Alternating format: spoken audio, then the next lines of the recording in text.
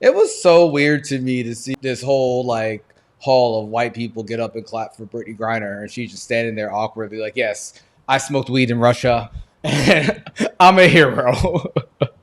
Dude, that's how I felt watching the press conference last week. Everyone, before they even said anything to her, they're like, thank you so much for your service. You're so strong. That weed was strong. That's why they smelled it in the airport.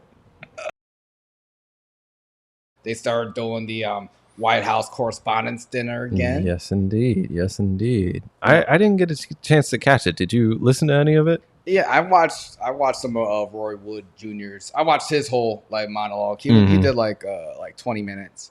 It was really good. Like he took shots at CNN, Fox News, Joe Biden, the Republicans. Everybody was catching strays, but it was really, really concise. I felt like he hit upon a lot of things that we hit upon, even highlighting Charles Barkley and Gayle King's upcoming show on CNN. Yeah. He said it's pretty much just going to be him saying ridiculous things and her looking into the camera like, "Now, Charles."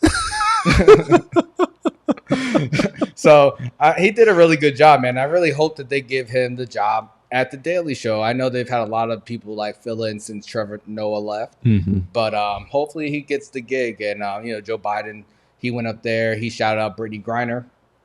She stood up, awkwardly. It was so weird to me to see like this whole like hall of white people get up and clap for Brittany Griner, and she's just standing there awkwardly, like, "Yes, I smoked weed in Russia, and I'm a hero." Dude, that's how I felt watching the press conference last week too. It was her first time since she got back talking to the media and stuff, and everyone, before they even said anything to her, they're like, thank you so much for your service. Thank you for your service. You're so strong. That weed was strong. That's why they smelled it in the airport. God damn. Shout out to Brittany Griner. Like I said, I really hope she balls out this season. But yeah, Biden, I gotta say, bro, that he made some jokes, referring to his age. He was like, you say I'm old, I say I'm wise, like, all these different things. He also, had some jokes about him whispering into the mic. He's like, "I love NPR because like me, they whisper into the mic." And he whispered when he said it, but Okay. I gotta say, man, Joe Biden, he looks like a corpse, bro. He just looks like a dead person. He's really old. Plus the liver spots are really starting to show. Like, I don't know if they just decided to stop paying the makeup artist, but they should put them back on staff. Like, I don't care if the economy's bad. It's your fault, motherfucker. Like, yeah, man. He did a good job reading the jokes, but honestly, half the time he sounds like he drank a half a bottle of NyQuil. He just sounds like an old man, and to imagine him running for 4 more years just seems crazy. But hey, it's cool because I forgot about the Correspondence Dinner because Trump said fuck that shit when he was in office. We're not doing that. he did. But they brought it because he back. knew Trump was never the one that wanted to sit there and get roasted. Yeah. Like his ego does not serve well for that kind of atmosphere. So I'm glad they brought it back. Definitely a couple of the clips I saw on Twitter, they were pretty funny. Yeah. Yeah. It was cool. Kind of lighthearted stuff. They had a lot to work with the CNN and Fox News firings, and it was good. I would recommend watching Roy Wood Jr.'s like monologue. It's definitely worth it. He also made fun of like Kamala. He was like, "Oh, everyone's like asking like what does she do?" Like but then he was just like, "Oh, no one ever asked what a vice president is doing until a woman was like in office." And then he was saying he watched a documentary of Dick Cheney, and he was just like, "Yeah, if you're a vice president and they have a documentary of shit that you were doing, then I don't think you're doing the job right." Exactly. No one should hear about you unless, God forbid, the president dies.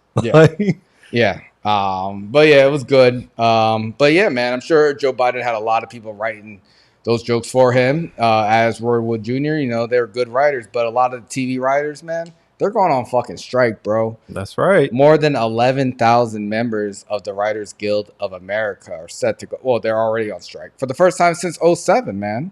That's crazy. I mean, listen, we need more of that over here. In the States, we really don't hit the streets enough. We don't put up enough of a fuss when it comes to like things that aren't right. I mean, the last thing that we had was Black Lives Matter with George Floyd. You don't really see much else. Usually when it happens, it's kept under wraps and they come to some sort of agreement, settlement pretty soon. But hey, go get your money. Yeah. Yeah, go get your money. Last time I remember when this happened before, and it did affect like a lot of the shows. A lot of shows were canceled. I remember Heroes on NBC, like they were actually doing pretty decent. And then the writer's strike came, and they got all screwed over. Troy, did you watch Heroes back in the day?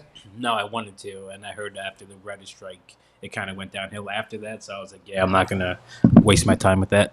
Yeah. Yeah, it killed off shows. Late night hosts, they rely heavily on writers, and a lot of them have taken a break, bro.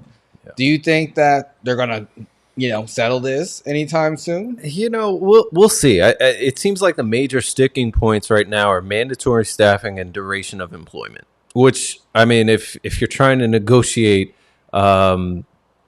this sort of agreement between different unions and member companies and things like that, those are pretty big areas to be hung up on. So I don't know. The last time we experienced this was 2007, and they were on strike for 100 days.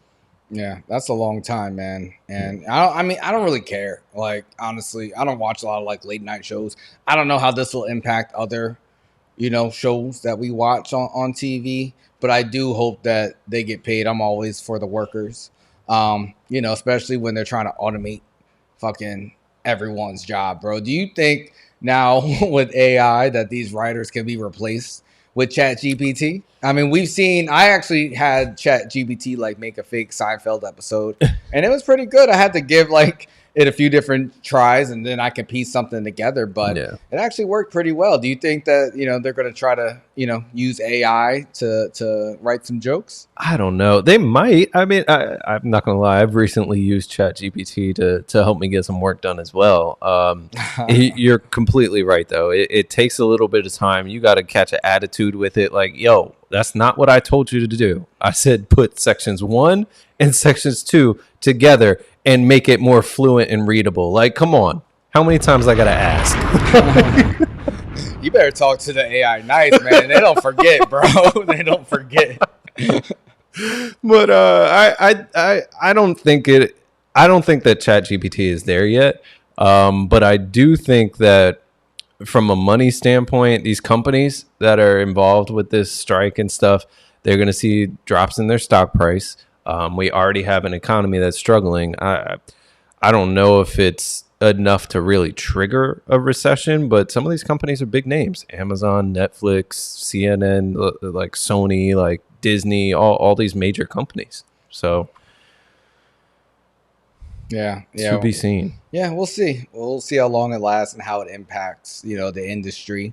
Hopefully, they're able to get paid. I think it is a good time for them to strike and get everything in writing with, everything changing and the economy being where it's at. I mean, the last time this happened was 2007. And, I don't know. Like, Hollywood's so exploitive.